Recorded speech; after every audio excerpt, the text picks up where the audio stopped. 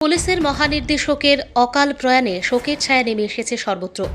আজ দুপুরে জিবি হাসপাতালের মর্গ থেকে তার মরণ দেহবাহী গাড়িটি তার বাসভবনের উদ্দেশ্যে রওনা হয়। মরদেহের সাথে থাকা শোকাতুর স্ত্রীসহ পরিবারের অন্যান্য সদস্যরা কান্নায় ভেঙে পড়েন।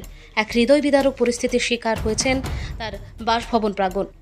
মর্গ থেকে মরদেহ বার করে আনার সময় সেখানে উপস্থিত সংবাদকর্মীরা মৃত্যুর সঠিক কারণ সম্পর্কে জানতে চাইলে সংশ্লিষ্ট দায়িত্বপ্রাপ্ত কর্মকর্তারা কোনো মন্তব্য করতে রাজি হননি। পুলিশের এই শীর্ষ কর্মকর্তার রহস্যজনক অকাল মৃত্যুতে জনমনে ব্যাপক চাঞ্চল্য সৃষ্টি হয়েছে।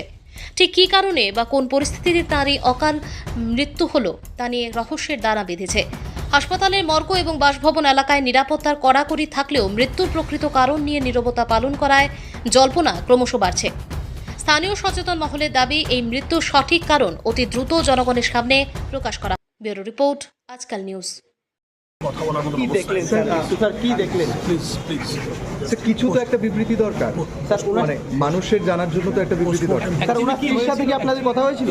স্ত্রীর সাথে কথা হয়েছিল? পোস্টমর্টম হয়েছে, তারপরেও কিছু একটা বিবৃতি সাধারণ মানুষের জন্য স্যার, মানে সবাই জানতে চাইছেন কি ঘটেছিল, মানে কি অবস্থায় ওনাকে পাওয়া গেছে। এই মুহূর্তে আমি কথা বলার মতো অবস্থা নেই। কি অবস্থায় পাওয়া গেছিল ওনাকে?